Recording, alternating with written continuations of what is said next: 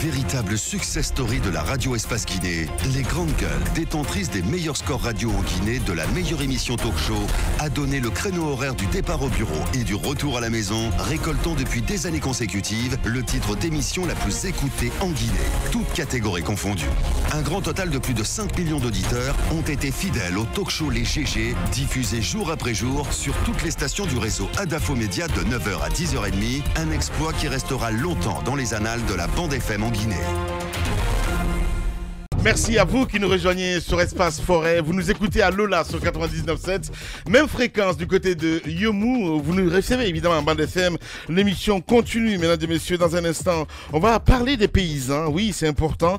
Oui, il faut le rappeler. C'était donc une des annonces du président de la République. Une journée entièrement dédiée aux paysans guinéens. Les 12 et 13 mai courants, Nzérékoré abrite l'événement et accueille donc des délégations importantes en provenance de toutes parts du pays, couronnées donc par la présidence du chef de l'État lui-même, le professeur Alpha Condé, promouvoir l'entrepreneuriat agricole et valoriser et vulgariser les chaînes de valeur dans le secteur, l'enjeu majeur de ce rendez-vous qui entend donc jouer carte sur table quant aux défis et les perspectives donc et la paysannerie en Guinée et quelles sont les ambitions de la journée nationale du paysan guinéen.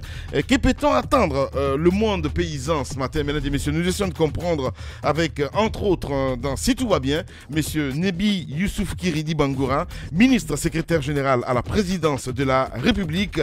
Nous allons joindre aussi un paysan ce matin, monsieur Eli Pogomou, planteur café, cacao et palmier à huile à Nzérékoré. Et si tout va bien aussi, nous allons joindre monsieur Tidia Touré. On sait bien, ça lui tient à cœur. Qui sait d'ailleurs si c'est son initiative? On va essayer de le joindre ce matin parce que quand on parle d'agriculture, on pense forcément à l'UFR. Monsieur Tidia Touré que nous allons joindre un peu plus tard dans notre émission. Mohamed Diaby.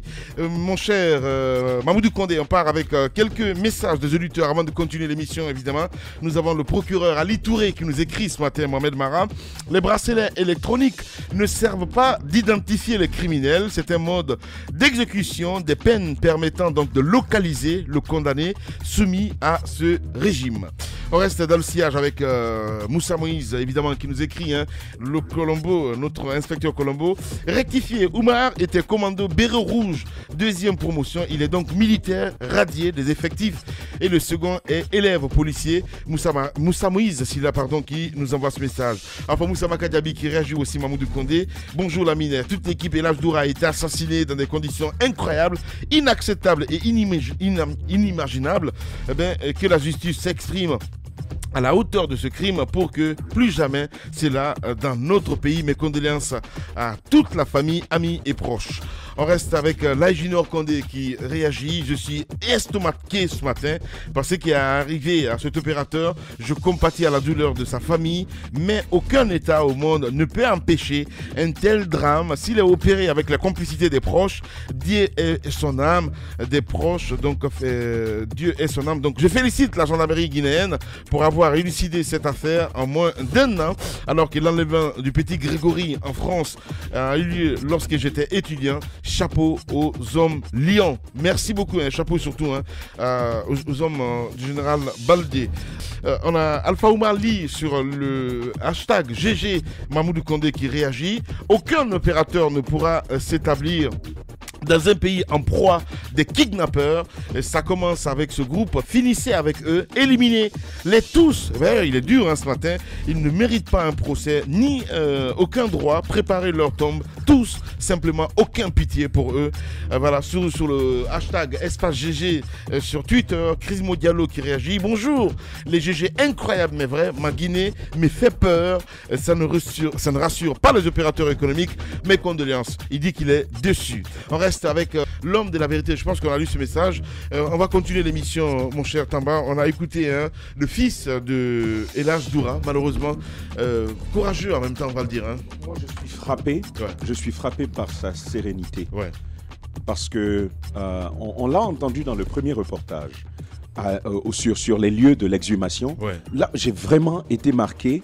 Je suis même impressionné par sa capacité à se retenir, à rester serein face à une situation aussi tragique, aussi difficile, qui a quand même mis des larmes sur les yeux de chacun de nous. Ce matin, j'ai pu l'observer rien qu'à écouter et dire que lui, il l'a vécu depuis 6 mois.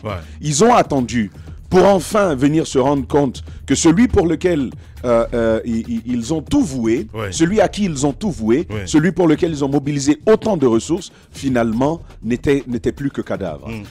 J'ai aussi appris, à travers ces réponses, que d'une certaine manière, leur père a pris le temps de jouer suffisamment le rôle de père dans leur vie pour les préparer à de telles éventualités. On l'a entendu, leur père qui leur disait « Écoutez, nous mourrons tous un jour, on ne sait pas de quelle façon cela va arriver, mais on finira tous par partir un jour. » Et moi, j'ai envie de lui dire déjà chapeau. Mais pendant ce temps, pendant qu'on en parle, s'il faut bien sûr reconnaître autant de qualités à ce fils, à ce digne fils, il faut également souligner que cette situation où on lit la sérénité sur le visage de la famille ne devrait pas amener l'État, donc avec ses services spécialisés sur la question, à se coucher, à croiser les bras.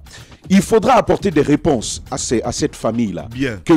Au-delà de l'explication liée à la façon dont le vieux a perdu la vie, il faut quand même noter qu'ils ont déboursé 900 millions de francs guinéens.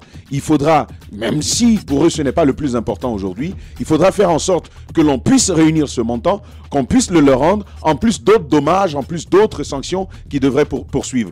Mais partir de leur souffrance pour penser et imaginer la souffrance des autres familles qui ont attendu ou qui ont parfois dû sortir de l'argent pour libérer des gens qui ont été kidnappés, à mon avis, ça devrait être l'autre responsabilité de l'État aujourd'hui et la plus imminente. Merci beaucoup, mon cher Tamba. Très belle analyse. Allez-y, Mohamed Mara, brièvement. Moi, je me dis finalement, on nous a ôté une belle âme. On nous a ôté une belle âme. Je me rappelle au début, les premiers jours de son enlèvement, son fils disait sur nos antennes, écoutez, mon père dit, ne payez pas. Parce que de toutes les manières, si je dois mourir, c'est la volonté de Dieu, je l'accepte, et ainsi de suite. Et quand vous entendez ce jeune homme, vous vous rendez compte que ce monsieur, il n'a pas vécu pour rien. Il a pris le temps suffisamment quand même d'éduquer ses enfants. C'est très important. Le calme, la sérénité, ça se lit dans son discours. Maintenant, de l'autre côté, je le disais tout à l'heure, ce genre de crime crapuleux doit interpeller notre conscience citoyenne, chacun d'entre nous. Nous ne devons pas accepter. Tout à l'heure, vous disiez que le débat n'est pas là. Mais moi, j'aimerais quand même le poser. Parce que je pense que chacun d'entre nous, si chaque Konakrika était vigilant, probablement qu'on n'en serait pas là. Parce que ces gens-là, ils habitent parmi nous. Et ce qui est choquant, c'est que ce crime est organisé quand même par quelqu'un qui est un voisin. Il ne faut pas l'oublier. C'est quelqu'un du quartier. C'est quelqu'un du quartier. L'ennemi vient toujours de l'intérieur. Justement. Pas un simple voisin. Pas un simple voisin. Quelqu'un pour qui Elhadj a fait quelque chose. Quelqu'un que Elhadj a aidé. Incroyable. Voilà. C'est ce qui fait que moi, je me dis qu'il est important qu'on connaisse nos voisins, qu'il est important que les nouveaux arrivants dans les quartiers, qu'on sache qui sont ces gens. Parce qu'il y a eu plusieurs crimes ces derniers temps dans notre pays, ces dernières années. Mais on apprend toujours que la haute banlieue sert généralement de premier lieu de réunion, en tout cas de retrouvailles, de retranchement de ces bandits-là. Je pense que ça doit nous interpeller, nous, en tant que citoyens. Mais aussi parce que cette police de proximité, mais même la gendarmerie, il faudrait quand même que les gens travaillent de telle sorte qu'il y ait un peu de complicité avec les populations locales. Parce que s'il y a quand même cette complicité, on se sent en confiance, on peut facilement interpeller les services de sécurité pour dire qu'il y a des mouvements suspects dans le quartier.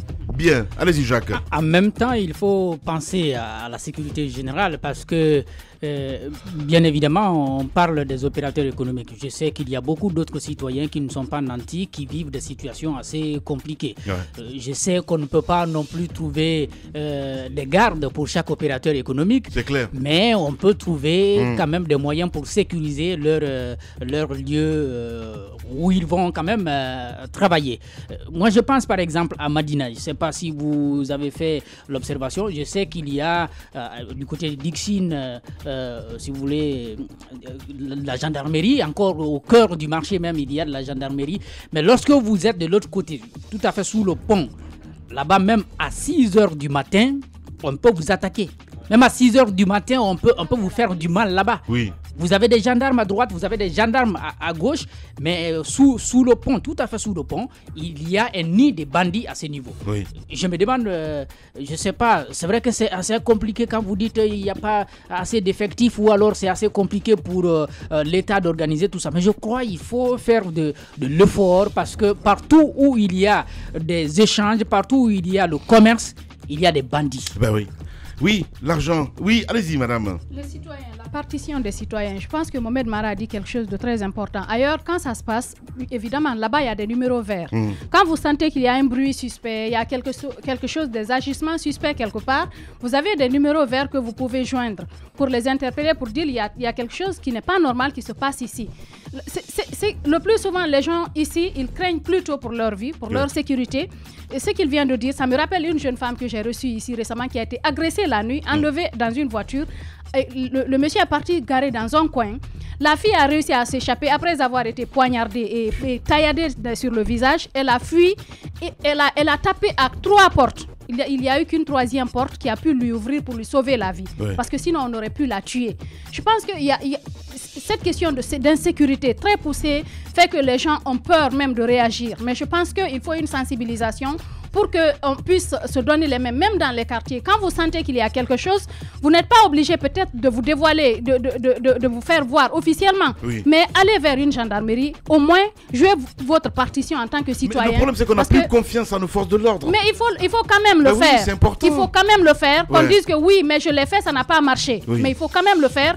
Par exemple, pour la dame là, si ce monsieur n'avait pas ouvert, on aurait pu la tuer ce jour-là. Oui. Elle a eu la vie sauve parce qu'un citoyen a décidé de prendre le risque d'ouvrir pour sauver sa vie. Il faudrait qu'on s'entraide. Non, là-dessus, il faut quand même... il y avait une très très belle initiative qui avait commencé, qui est d'ailleurs en cours, la police de proximité qui est naturellement portée par l'Union européenne, qui accompagne l'État guinéen là-dessus. C'est obsolète. Mais en fait, la réalité... Non, mais c'est obsolète. Mais il n'aime pas entendre ça. Ben oui, non, il n'aime pas entendre ça. C'est un échec. Je suis désolé. Il n'aime pas l'entendre. Qu'ils aiment l'entendre ou pas, on n'a pas à dire. C'est qu'ils veulent l'entendre. Absolument. Et c'est pourquoi je soulève le débat. Oui. Parce qu'en réalité, ça aurait pu être une très très bonne solution, une solution à tout ce à quoi nous assistons aujourd'hui. Mais qu'est-ce qui en a été fait? Encore le syndrome guinéen s'y est invité. Ce qui marche ailleurs ne marche pas chez nous. Mais cette initiative aurait dû être portée. Et on aurait dû l'encourager suffisamment et amener les citoyens parce que au-delà de ça, la mine Guirassi, ce que la police de proximité permet de régler, ce n'est pas seulement la question de la sécurité, mais c'est la question de la confiance et de la collaboration entre le citoyen et les forces de sécurité. Allez-y. Je voudrais renforcer le mot échec de la mine pour dire que c'est une annonce qui a été faite en fanfare, mais derrière laquelle on n'a rien vu. Comme d'habitude. Hein. Sincèrement, cette police de proximité pour moi, ce n'est rien du tout. Sur le terrain, on ne voit rien du tout. Je le précise. Récemment, nous avons fait une enquête à la télévision. Le jeune Saliou Ba a fait une enquête par rapport à la délivrance de certificat de résidence. Vous avez vu comment ça s'est passé? Il est allé à Matoto. Il réside dans quel quartier de Conakry? À Dabompa. À Dabompa. Il va à Matoto, on lui délivre un certificat de Matoto, du quartier Matoto, alors qu'il n'est même pas de ce quartier-là. Sans aucun renseignement autour de sa personne. On lui délivre un certificat sur la foi de 10 000 francs guinéens. Alors, je me dis qu'un malfaiteur comme Mamadou Diallo, alias El Hadj... C'est pour cela que j'ai pitié de Mohamed Mara ce matin, parce que ces chefs de quartier, ce sont des chefs de gang. Excuse-moi, hein. Non mais honnêtement, ils sont complices de tout, ces gars-là. Je suis désolé, Mohamed Mara. Ils sont complices de tout, des ventes de terrain. Non, attendez. Non mais c'est important. Ils sont complices de tout. Mais oui. Notamment dans la vente des terrains. Si vous dites que dans la vente des terrains, les chefs de secteur, les chefs de quartier souvent sont complices, je suis d'accord.